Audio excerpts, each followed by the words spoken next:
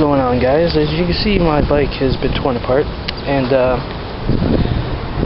it's very nice. I been having a problem actually. My headlights get fogging up, which I didn't know, but now I know because I pulled it apart.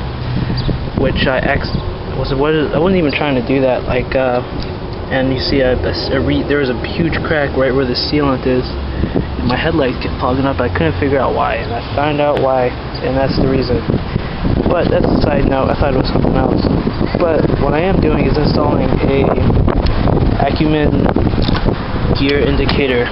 And basically, to do this, I'm not going to bore you with all the technical crap. Basically, take off the front fairing.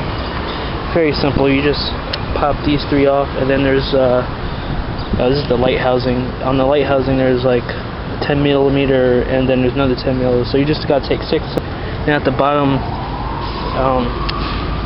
these things you have to not unbolt them, but I don't know what the word is, unpull them off from down in there.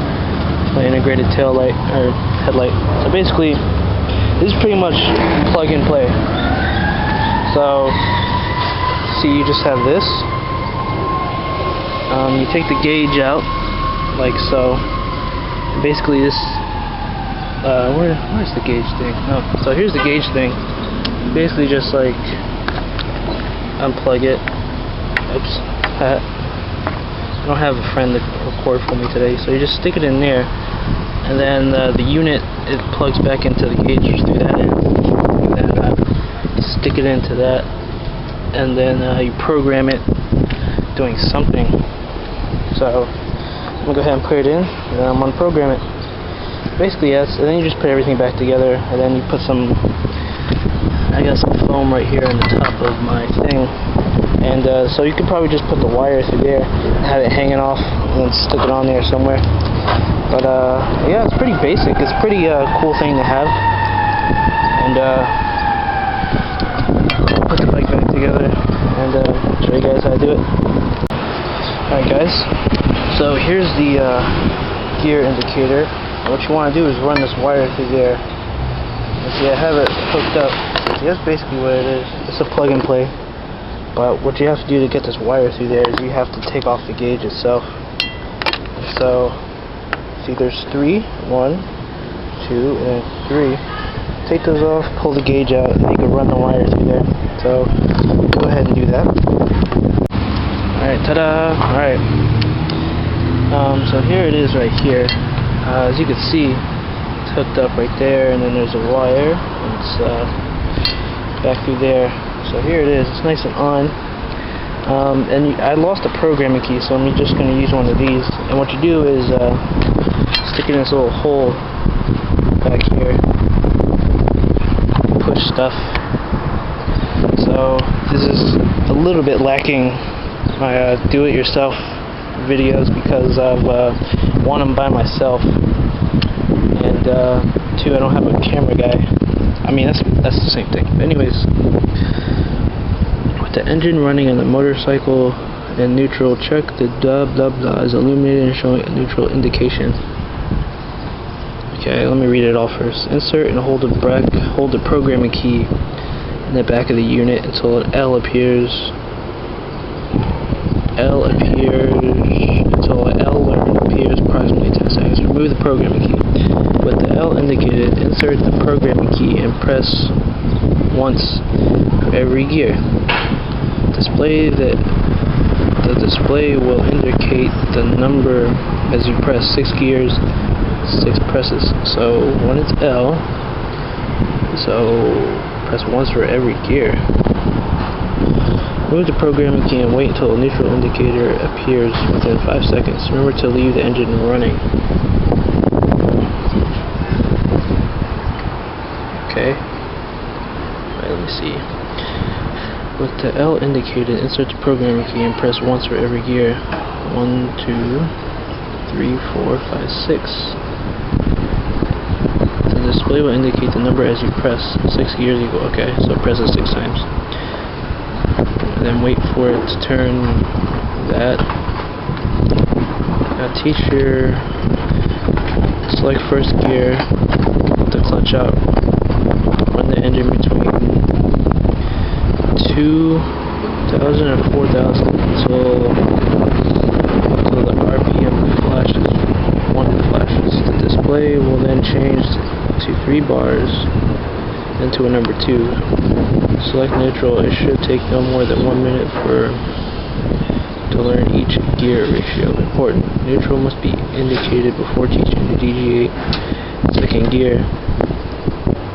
This only applies when teaching first and second gears. Select second gear, run the engine until the 2 flashes, then changes to 3 bars, and then to number 3. Select third gear.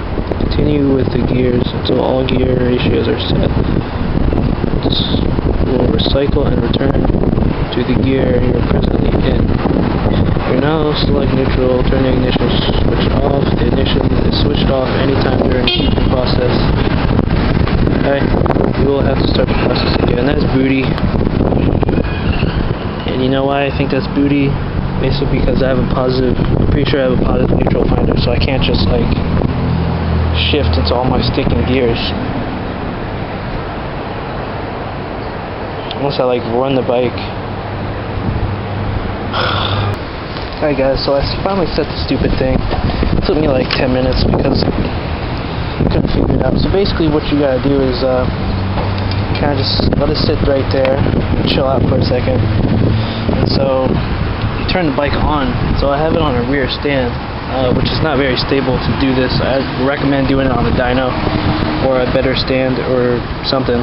So because you have to be moving, or the rear wheel has to be moving, at least I think a little bit, because you have to go through all the gears. But it's hard to do that on this bike because I have a positive neutral finder, I believe, so I can't just shift it to any gear I want while the bike is like with the rear wheel not moving. So basically, put it in first. As you just read the directions, they're pretty simple after a while. I'm not sure how accurate it is, but I bought it with the bike and I decided to finally install it.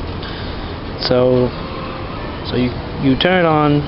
You actually like turn the engine on. Pop it in first, and then you let the clutch out, and you rev it up to 4,000 until these 3 bars go on across the top. And after that, hopefully you're going fast enough to shift in the second, and you do the same thing, let the clutch out. I think I'm not sure if you have to rev it up, but I revved it up a little bit, so the rear wheel was spinning the entire time. I felt the bike shaking. It's kind of scary.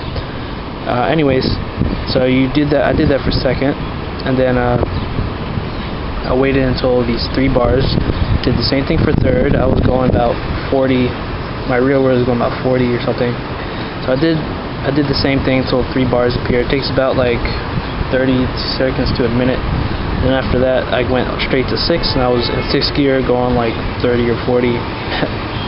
So I had that going on, and then after that, some weird thing circles around like that, and then that's it.